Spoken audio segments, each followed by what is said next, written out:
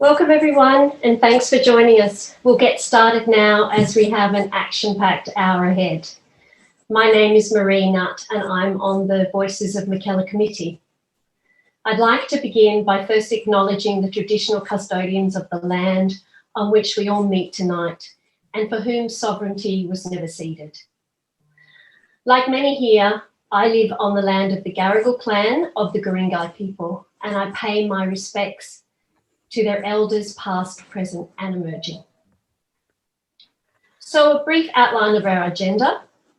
You'll be pleased to know that you'll be hearing from all of the Voices of Mackellar committee members tonight. Firstly, we have Leonie Scarlett and Rebecca Clark, who'll give an overview of the Voices of Mackellar and the kitchen table conversation process.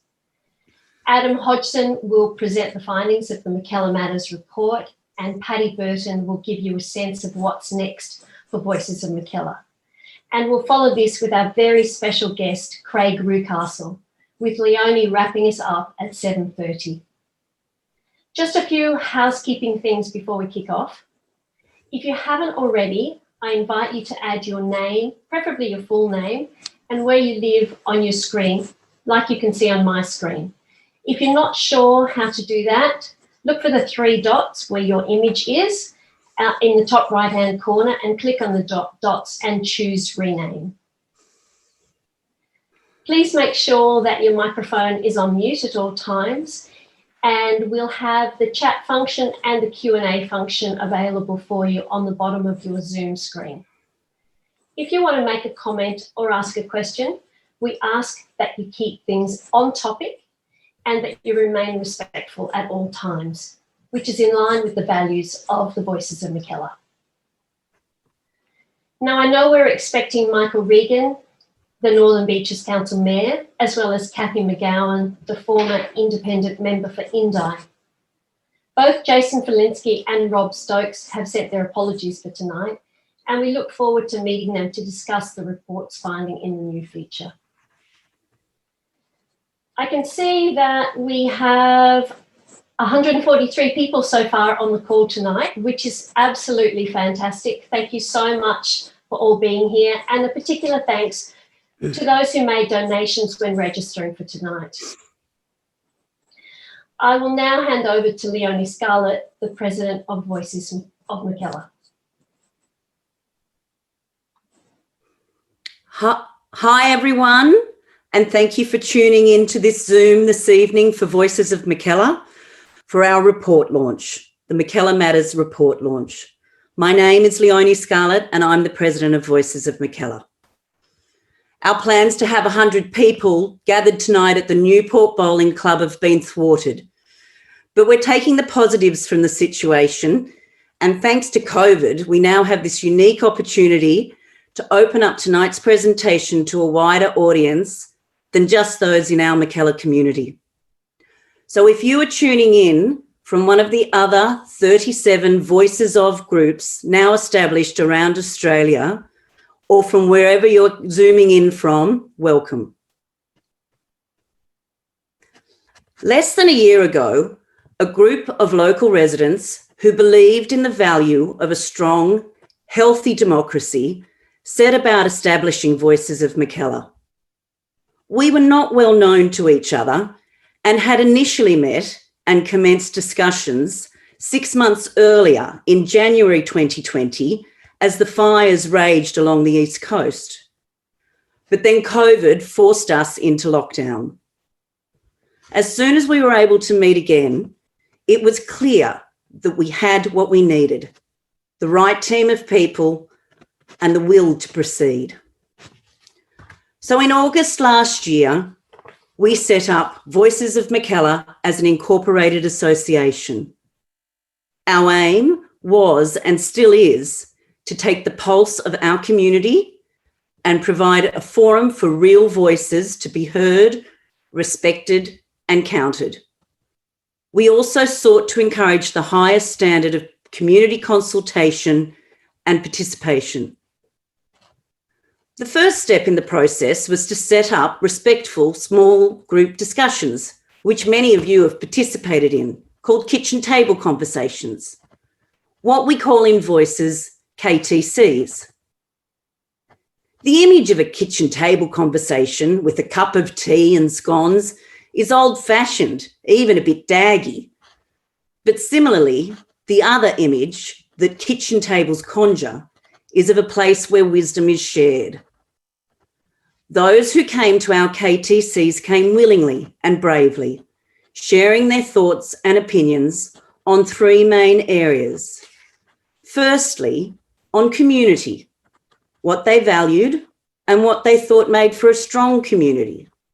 Secondly, their issues and concerns, be them at local, state, federal, or global level issues. And thirdly, we spoke about their thoughts about representation. What does good representation look like? And how well did they feel represented? Our participants shared a space with each other, not often provided elsewhere in our modern day democratic society. That being the thoughts of everyday citizens, members of our community, our wise, our worried, our excluded. The ground rules of engagement were that respect was to be shown and opinions listened to. Again and again, those values, the voices of Mackellar values of inclusivity, respect, and integrity were displayed by our participants, and when they went on their way, they shared with our facilitators their gratitude and appreciation, and often relief that finally someone had listened to what was important to them. I am thrilled that over the last 6 months, we have held 68 kitchen table conversations across every suburb in Mackellar. And I am incredibly grateful to everyone on our call tonight who was able to participate. As a Voices of Mackellar team, we often speak of the privilege to have been in the position of being those who listened. But not only have we listened, we've recorded these conversations. And tonight, we get to see the culmination of those voices, of those hundreds of hours of talking and listening that has taken place throughout Mackellar over the last 6 months. The findings in this report will likely not surprise many, but it's time now, moving forward, that these findings be heard and taken seriously by those who represent us, members of the Mackellar community. So with that said, I will pass you over now to Rebecca Clark, who will introduce the Mackellar Matters report. Thanks, Leonie. And hi, everyone. I'm Rebecca. When we started, we had no idea how people would respond to the idea of kitchen table conversations. Would anybody, apart from our closest friends, willingly agree to come together with strangers for what many thought was going to be a discussion about politics? We really didn't know, and particularly since we were in the middle of a pandemic. But we decided to give it a go anyway, and our first KTCs were with friends and family. But word was slowly spreading, and then last November, The Guardian published an article about several of the new Voices groups, and Voices of Mackellar only got a very brief mention, but the response was fantastic. New subscribers poured in, and we had to start running. Mackellar Matters. Here it is, finally. And it's a great example of what can be achieved when members of the community come together for a common goal.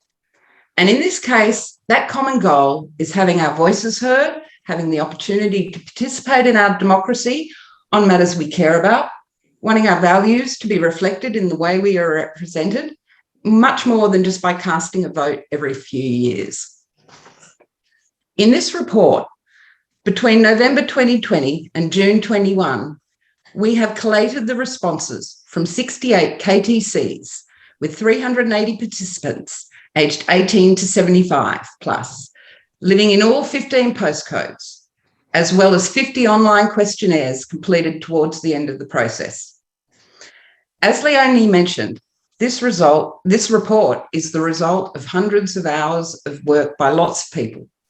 but there are a few people who were really instrumental in its making, and I'd particularly like to mention them now, and you should see them pop up on your screen shortly. So first there was Sophie Scabs and Anjo Geddes, who were members of our founding committee. And they did a lot of work in getting the first kitchen table conversations started. And then there was Joy Nason and Vivian Robotham, our star scribes, who often rearranged their schedules to help. When we started, we weren't sure how we'd manage to analyse all the data and write the report, but we thought if we just recorded all the responses accurately, we'd figure that part out later. And thankfully in Mackellar, we're really lucky to live among so many talented and generous people. And there were 3 key people who, after having participated in different kitchen table conversations, they all wanted to get involved and offered to help. So first there was Hilary Green with her academic background and PhD in statistics. She was the first to join us quite early on. She set us up with a spreadsheet and coding system for common themes, which was an enormous help as it was clear that the word template that I'd originally developed really wasn't going to work well for the hundreds of responses and the huge amount of qualitative data that we planned to collect. Then we met Adam Hodgson with his market research expertise. He helped us manage the data as it kept increasing. Adam joined the committee at the beginning of this year, and he'll take us through the summary of our findings shortly. He was our chief number cruncher. Finally, as we were coming to the end of our conversations and starting to think about the writing of the report, Christy Breakspear appeared. Christy has conducted academic and social research at UNSW, the Australia Institute, and Ipsos, formerly the Ipsos Mackay Report, where she worked with the eminent social researcher Hugh Mackay. And incidentally, Hugh's latest book, The Kindness Revolution, was recently published, and there are many synergies with the observations he makes and what we've found through our kitchen table process. So our report, which I like to call Mackellar's biggest published survey, really is the result of months of collaboration by a dedicated team of community volunteers. And now I'm so pleased to be able to present you all with the Mackellar Matters report.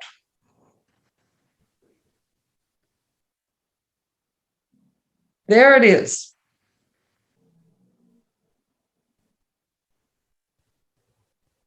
The report could be downloaded from our website, and Marie will post the link for that in the chat.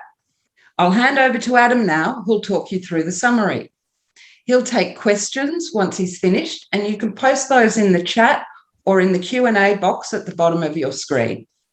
So thank you to all, and over to Adam now. Thanks, Rebecca. Hi there, my name's Adam, and I'm going to give you a brief overview of the findings of the Mackellar Matters report. Leonie and Rebecca have already described the format of the kitchen table conversations that we have run over the past 6 months. During the conversations, the questions that we asked participants were, firstly, what do they value about living here in Mackellar? And what are the concerns they have about their lives in the Mackellar community? Secondly, national issues were then a focus, with participants raising any concerns they had in the national arena and what can, in their opinion, be done to address them. Then, participants discussed political representation, including what are the qualities of a good representative? Did they feel adequately represented, and why? And how to create a stronger relationship with our political representatives. And then finally, they summarised their top 5 issues and concerns, both local and national. Now, I should say that in the KTCs, the kitchen table conversations, we heard many great quotes. And they are all in the report. And we will be featuring some of them on the screen over the next few minutes. Our kitchen table conversations have shown that the community in Mackellar is very strong and is highly valued. It's built upon a network of family, friends, schools, sports, and social clubs. Participants often spoke of the villages of the Northern Beaches and the beautiful environments in which they live. I recall one participant describing how for her, the Mackellar environment is, to quote, "Our environment is an absolute treasure." However, There is definitely concern about the impact of a growing population and a feeling that our local environment is under threat. A number of issues were raised on this subject. Most often mentioned were the level of inappropriate housing and apartment development, increasing traffic congestion and parking problems, and the accompanying degradation of the local environment due to both development and also climate change. Fears were also expressed that existing health services here on the Northern Beaches are being eroded, with specific concerns about the need for more aged care and mental health support. So here are the top 20 issues and concerns that participants raised with us.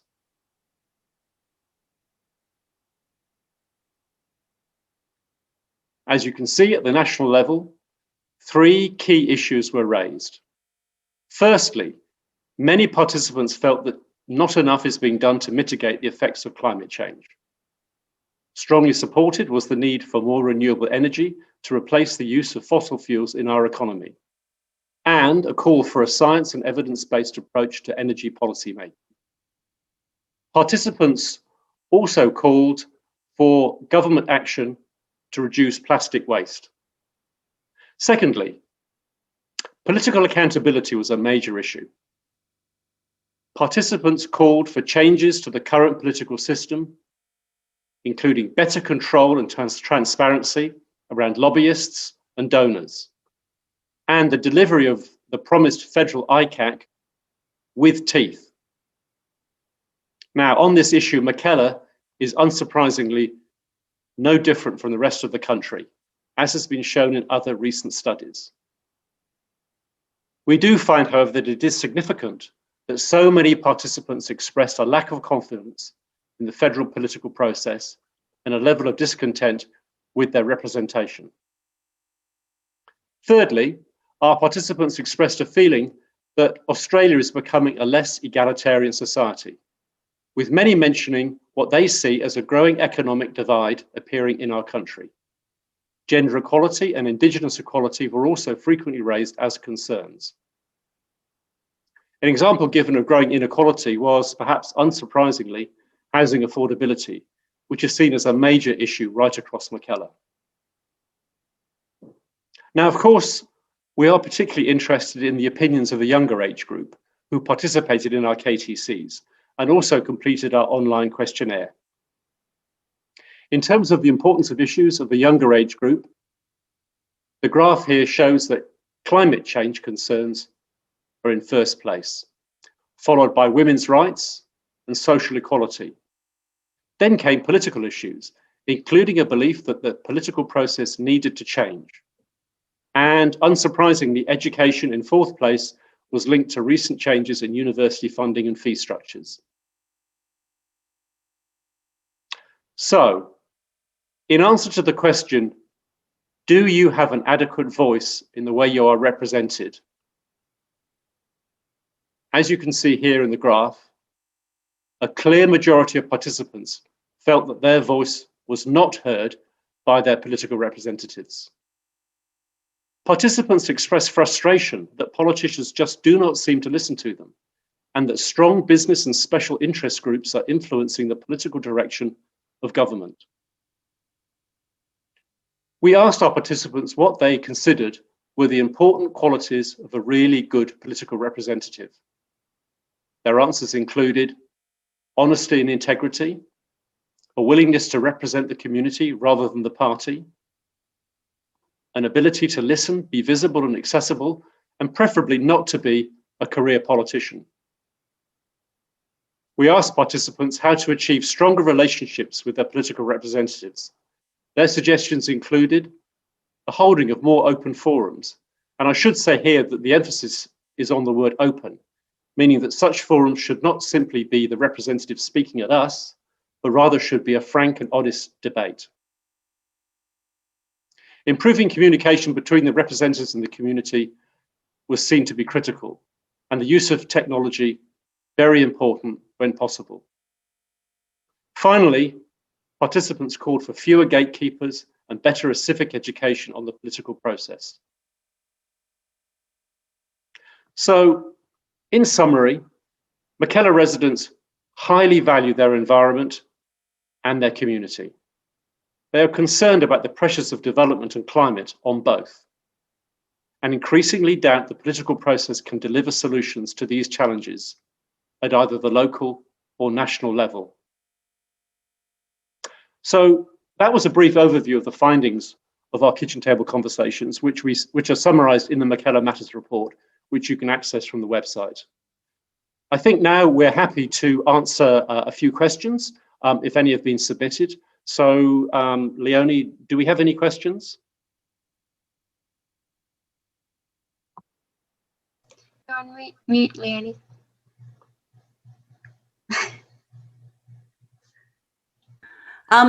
Sorry, everyone. We do have one question here from Will Castle. I'm not quite sure where Will is from, but he's asking, have these concerns translated to voting intentions at both state and federal elections over the years? The answer to that, Will, would be not in Mackellar yet, because there has been no election in Mackellar since we've started our process. But the process has been run, the Voices of process has been run in other electorates, and change has happened there. I hope that answers your question, Will. We've got a couple of questions asking where to from here. We are going to go over that in just a minute though. But also there's a question from the Mayor, Michael Regan. If development is the biggest concern, as it should be, we have a specific urgent forum on that and discuss the relationship of each level of government, what drives it, population increase, both natural and living. He goes on a little bit, but we have an opportunity to spark that conversation and help educate and explain. Would we be interested in hosting something like that? Would you like to answer, Marie?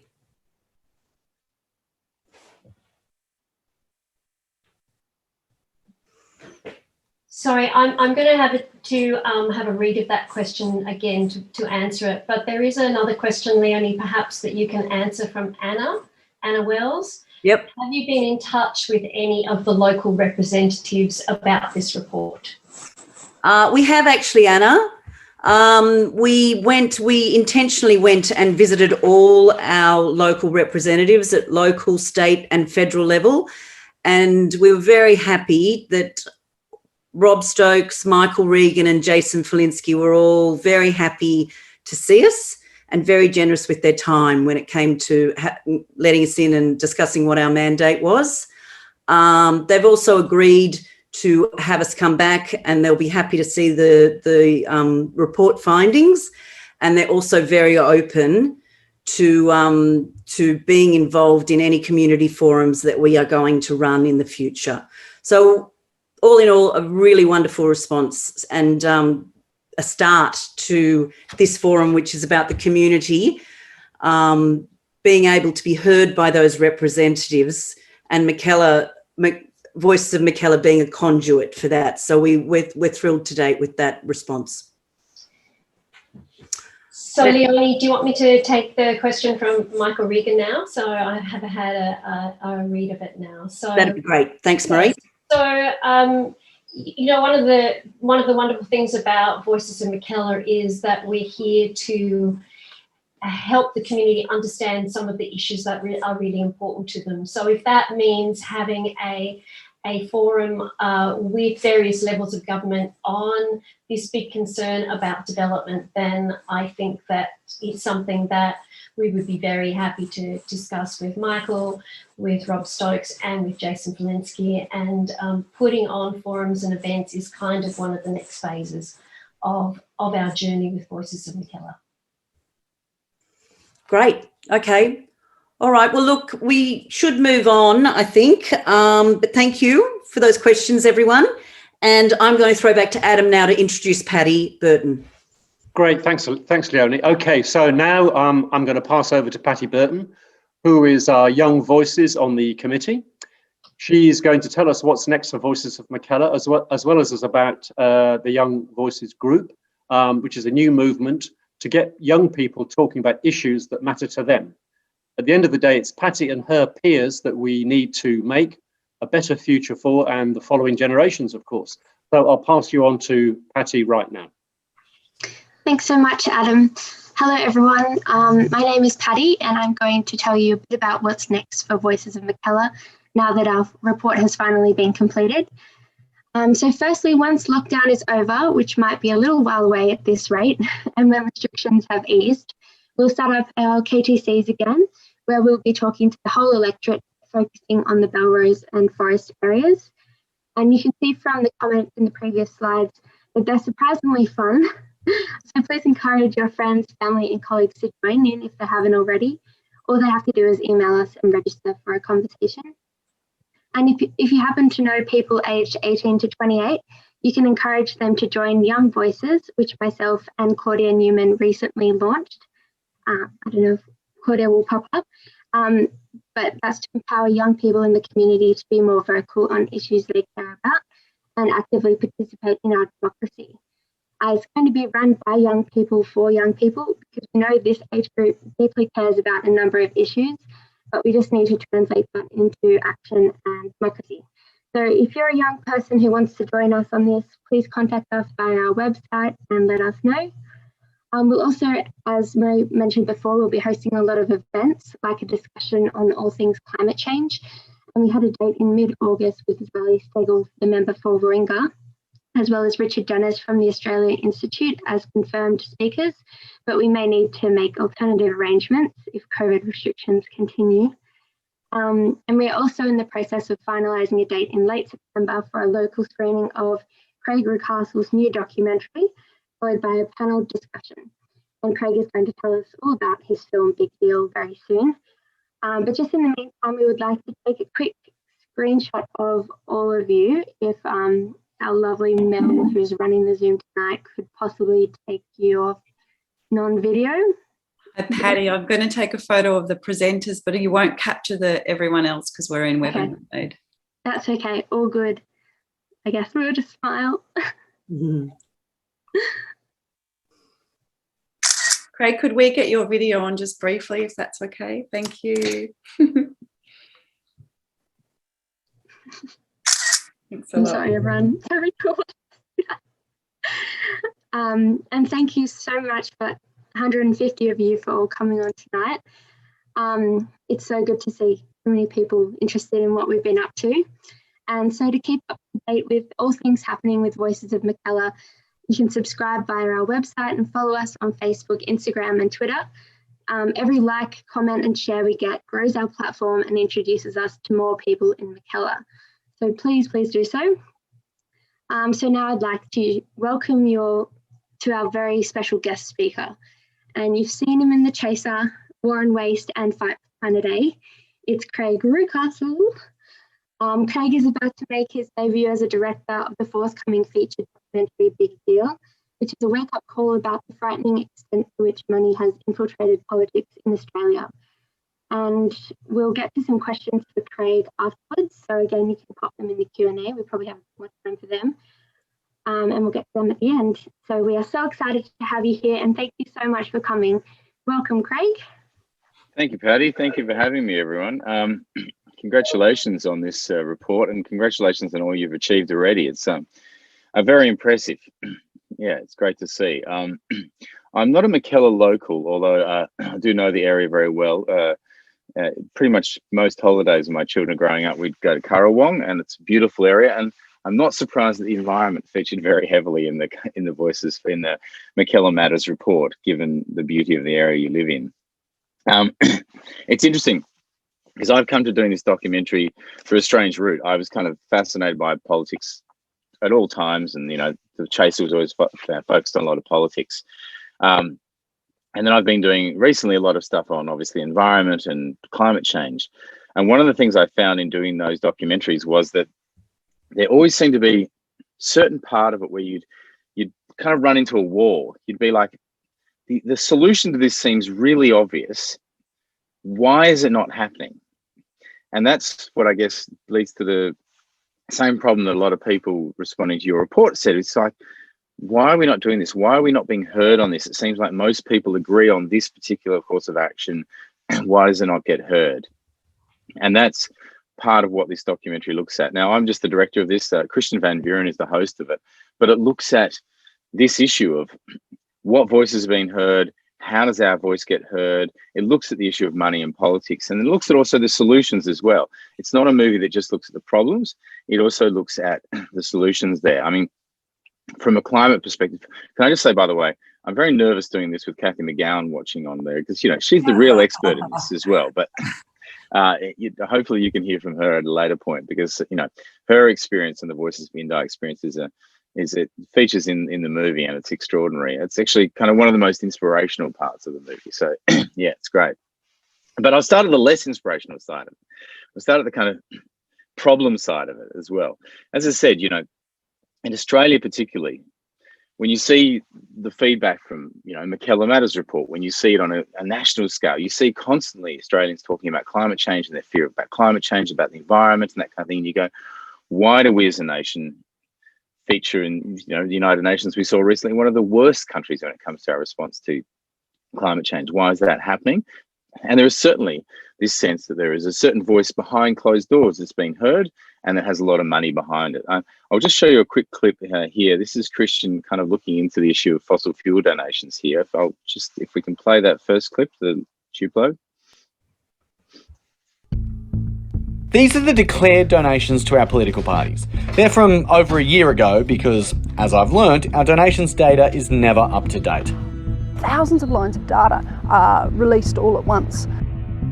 Lindy was not joking. This is really painful. Let's have a look what the coal and gas companies are donating.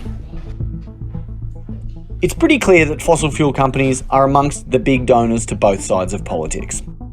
Woodside, our biggest gas company, total donations 283,000. That's not chicken feed. Let's see if I can see where they went. All right, Elkie, that's your base, and then let's go straight up. Can you feel it? Woodside, Labor, 135,000. Coalition, 148,000. You can go higher now. Chevron, Labor, 54 grand. Liberal, 75 grand. Santos, Appia, the oil and gas lobby group. Caltex, this one's closing the gap a little. What? And you know why that is?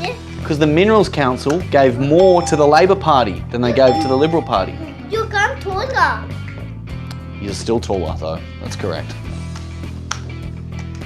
Just throwing on some coal-fired power stations.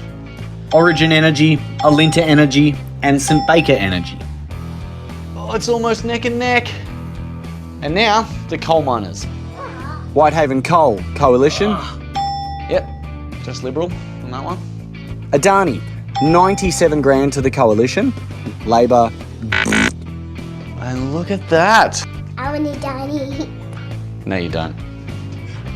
So that's a grand total of 708,000 for the Coalition and 585,000 for Labor for just 1 year. And that's just the fossil fuel donations that we know about. Oh, you smashed it.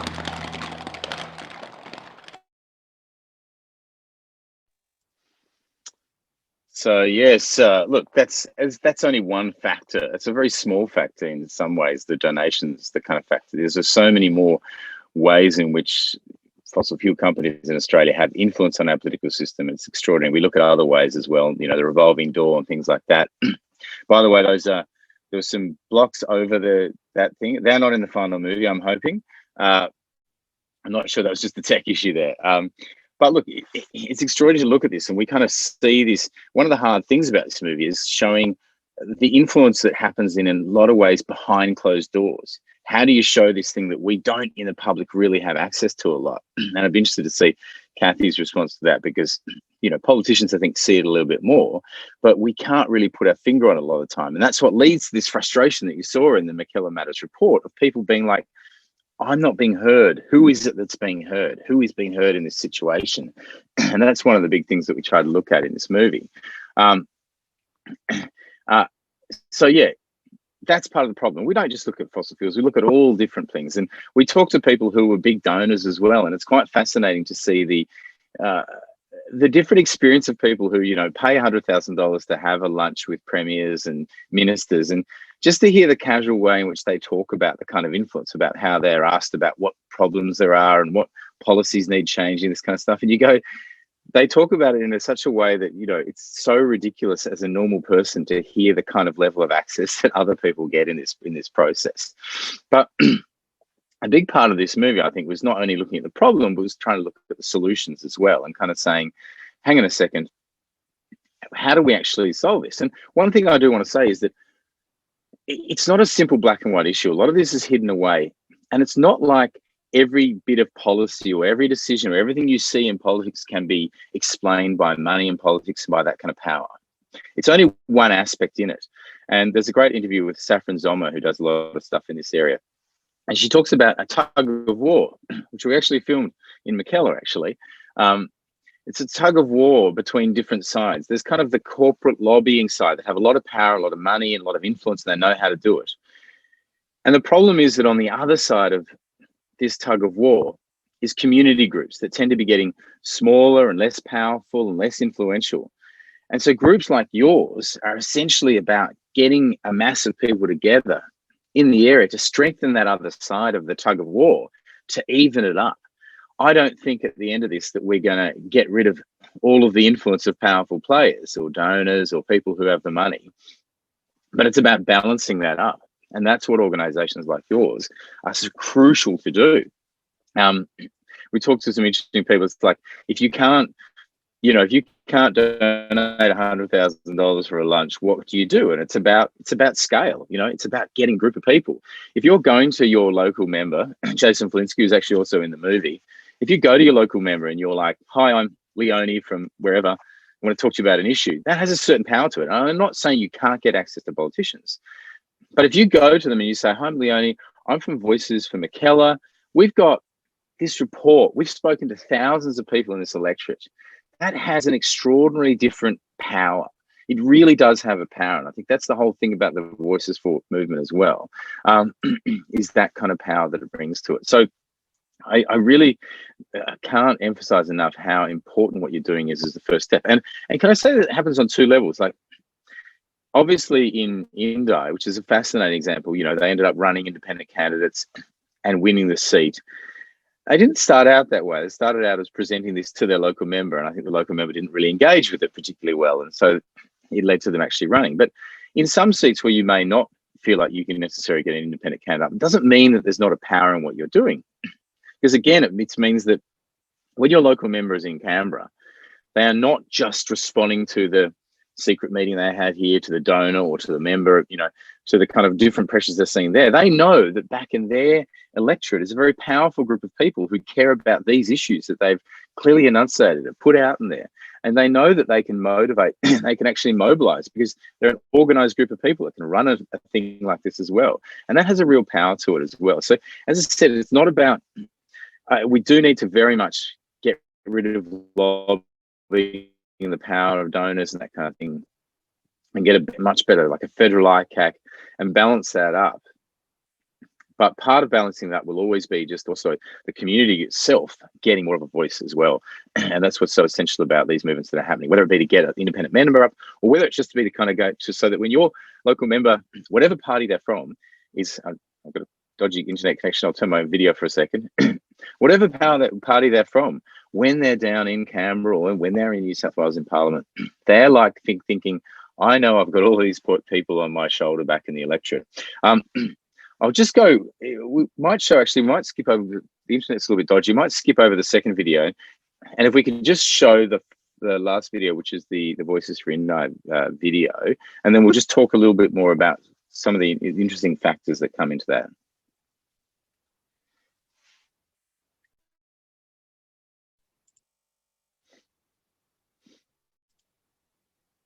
Sorry, I've thrown you under the bus there by saying to go to a different video. Really messing up the process here.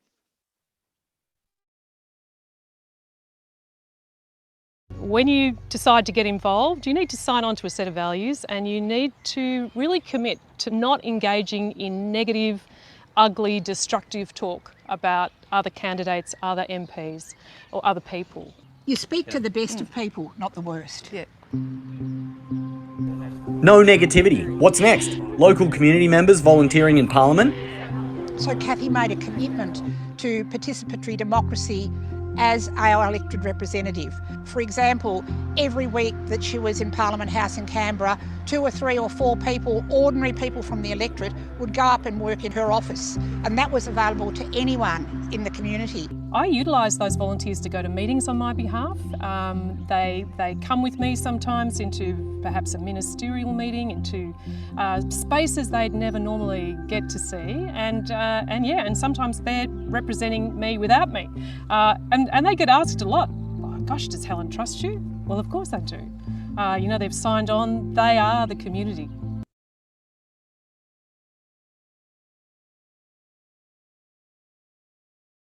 Whoops. So yeah, it was interesting, the Voices of Indi, and it was interesting to hear Leonie talk about values right at the beginning, because one of the things that's really interesting that we found was that setting that bar high for values in your own organisation is something that has that flow and effect. Because one of the things that we feel about politics is we feel it's all dirty and we don't get involved because it's dirty and that. And we spoke to a great guy, David Barrow, who said that's what politicians want you to think. They want you to disengage. They want you to think it's dirty. They want you to think that you can't play a role because it makes it easier for them. In actual fact, if you've got lots of people in a community engaging with it, it makes it harder for them. And that's a good thing, because they're like, I've got to keep all of those people pleased as well.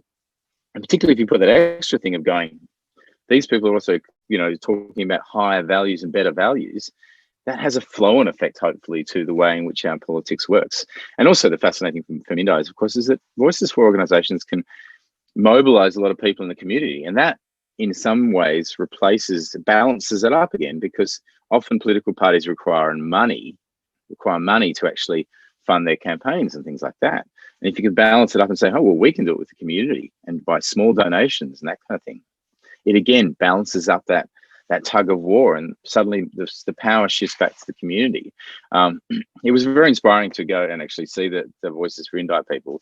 And I think having done the movie, and this come towards the end, and we'd been a lot in the kind of the weeds of the depressing part of our political system, was to go there. Actually, it was quite emotional, actually, because you're like, oh, finally, kind of a bit of good news. And we looked at some other community organisations as well, and the kind of power, the way in which they got together and fought back against powerful influences in their community and been really successful. So look, this is the interesting thing, is that what you're doing can sometimes, I think, feel really tiny when you're doing these small things, but same way in the environment, small changes and people getting together and pooling their power on that can have a massive influence. And I think Voices for Indi has shown that, and Voices for Mackellar is showing as well what you can do there. And congratulations for taking those first steps.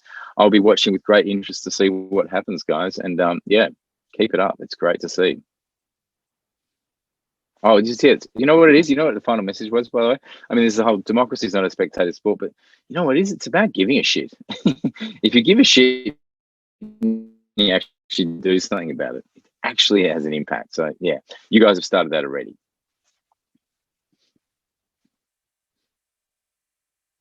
Leonie, your mic's off. Unmute, Leonie. This is exactly what I'm talking about. We've complained that our voices aren't being used. You guys getting together and putting this report together is kind of like unmuting yourself on Zoom calls. You really get hurt afterwards. We're trying. Yeah, no, you're great. You guys are nailing it. Well, thank you. Thank you so much for that. Now, we have had a couple of questions come in. Is it okay if I ask you a couple of questions? Yeah, go nuts, okay. Whatever. Actually, I'd like to ask you one first, if that's okay. You're obviously familiar with the system and the people involved in politics. Did you learn anything new, or was there anything that surprised you about the political system in the making of this film that you didn't know before? Oh, heaps. Absolutely, heaps. I mean, I think we all have a sense of the way things work, but it's interesting. One of the things that surprised me is I came from a kind of political science background and, studied that. And I kind of had this old-fashioned view when I went in to do War on Waste, the documentary. I had this kind of old-fashioned view, which is, you hassle the politicians and you tell them to change the laws, and that's how change happens, right? That's where it is. And in actual fact, after that movie, change came in a very different way. Firstly, community responded and kind of made changes themselves, and they were the first to react. Things like councils responded quicker than federal and state level. It was interesting. Smaller kind of groups could respond quicker. Businesses actually responded a lot quicker than the kind of political levels. But what you then saw is it was a kind of bottom-up pressure. You saw that when there were heaps of people in the community who started caring about it, called up their councils and did it, or called up their local member, that's when the local members actually started acting. And I spoke to politicians that often would say to me, you don't realize we respond to the community. Like, we don't lead, we follow. And that's a really important thing. I think you realize that what you guys are doing is about giving the leadership for your politicians to follow. So look, I learned an enormous amount through doing the War on Waste and those kind of things. That kind of changed my perspective on things. But through doing this movie, it changed my perspective as well. As I said, like seeing some of the kind of really amazing community groups out there that are already kind of, and often in really unheralded ways, making change really surprised me. So yeah, I learned an enormous amount by doing this movie, enormous amount. I don't ever go into anything as the expert. I come out the other end learning an enormous amount. And so your hope for the future and change in this space is present? It is. No, it is. Look, I think there's a lot of hopeful stuff. I think that the frustration I have, and I think a lot of people, and it kind of came across in your thing, the frustration I think we have is often the slowness of change. And political change is slow, and it requires that ongoing pressure to happen. It's not an overnight thing. And, I've seen some of the stuff in the waste space or the climate space that have been really come about over years of pressure. So it is about keeping up that pressure. And look, I'm positive. No one who's involved in kind of Australian politics and environment can be 100% a positive person. There's moments of depression and moments where you feel like you're going backwards again. But no, there's a lot of really positive things as well. And I think, and Voices for, as I said, is one of the kind of movements I've found fascinating and really a really powerful example. So, yeah. Thank you, Craig. Now we've got one more question for you, and it's from Gabrielle Angles. And the question is, did you look at the amount of money from government given to fossil fuel companies? We touched on it a little bit. Yeah, I mean, it's extraordinary. Like, one of the things that is fascinating in doing this movie is you see how small the donations are and how big the money you get back the other way is. You can see why companies do it. It's extremely fruitful for you. This is why it's interesting, because politicians aren't necessarily, I mean, there's a kind of revolving door of high-paid jobs at the end, but the political system itself is not relying on huge donations. Like, some of these donations seem small, but it's because the political system, political parties actually require these donations to do a lot of what they're doing. And it's because it's so small, you actually go, why do we provide so much public funding to our government, but then don't provide the extra little bit to make it so they don't rely on all these other donations? It wouldn't actually take an enormous amount of money to get rid of the kind of donations out there. And part of the movie looks at what they spend it on. They spend it on adverts that in a lot of occasions actually lie to us. And there's no actual requirement for them to not lie to us. So it's an extraordinary system. You say, we need this money to run our campaigns. You go, but you spend it on lying to us. And you don't even have laws in place to, and Jason Flinsky is actually pushing to change those laws to actually have more truth in advertising, which is a good thing. But yeah, it's just an extraordinary system. There are so many ways we could fix this system. But one of the things that I think we realized in this movie is that there's a certain level of things that require politicians to fix it. And if we only rely on the things they're going to fix, we can get a bit depressed at times. And that's why it's really great to have things like Voices for Mackellar or, these other community groups where you can go, okay, I'm not just going to rely on politicians bringing in a great anti-corruption system. I'm going to really push them for it. And I'm going to do something myself about it as well. So, yeah, it's it's a tough one, but look, I think we can really get some great change there. Okay. All right. Look, Wow. Thank you. Thank you so much. I'd just like to touch on a couple of things that you mentioned, which was no negativity, working together, values, and mobilising people. And if we can somehow harness that all together to provide the balance that you were also talking about, I just think that it's happened in other communities, and I think Mackellar's really up for it. I think the community here is ready for change. And anyway, our representation, we're looking forward to the time ahead so we can make sure that our representation matches what this community values and really wants. Yeah, great. Well, I'll be watching with great interest. Yeah, all right. Big deal number 2, Voices of Mackellar. Oh, yeah, rightio, bring it on. We're here. Okay, so thank you. That was absolutely wonderful to have you join us. And it's just so apparent that the timing of your documentary with the emergence of organisations such as Voices of Mackellar across the country, we're a grassroots organisation. They're happening everywhere, and it's part of a groundswell that's calling out for change. And we're on board with you to try and find the solutions. So please stay in touch. You're the solutions. I'm just the one covering the solutions. You're the actual solutions. Oh, well, there you go, guys. You've heard it from the boss. We'll have to get on.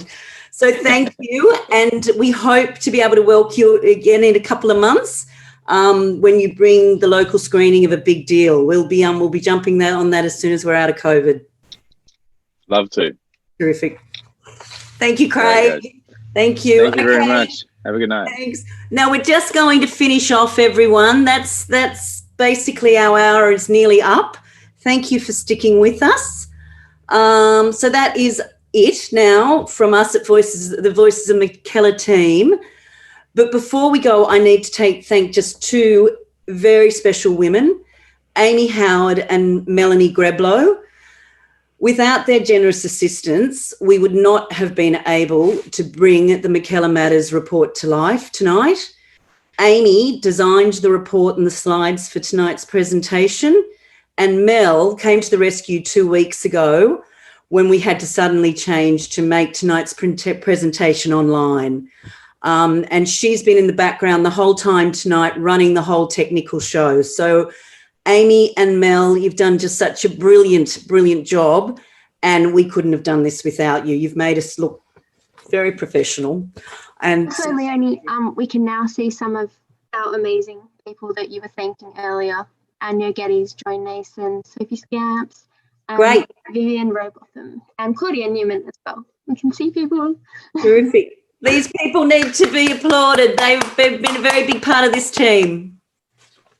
And you, Leonie, big thanks to you. Look, it's a pretty good committee. We've got some pretty amazing people on board. So anyway, just in finishing up tonight, just the strength of any community group comes from the size and willingness of its network to participate and to contribute. And we have had exceptional support from our community. So on the screen, you will see the names of all the people who have played such an important role in helping us get to this point. And they keep coming. They just keep coming. The names and the people from every suburb in Mackellar. We are constantly contacted by people, and this list will grow. But without these people, Voices of Mackellar would not have got where it is to today. Okay, so please stay in contact. Our website, www.voicesofmackellar.org.au. You can download the report. It's up there now. Please buy one of our beautiful T-shirts. You can even make a donation. Any donation, large or small, any time of the day, just go to the website. And we would also like you to engage in the social media as Patty spoke about earlier. That's just critical to our growth and our success. And in the words of Cathy McGowan, who really was very instrumental in starting this movement, you need to remember every action starts with a conversation. So everyone, keep those conversations going. Thank you all once again for joining us tonight. Good night and stay well. Thank you, everyone. Thank you. Thank you.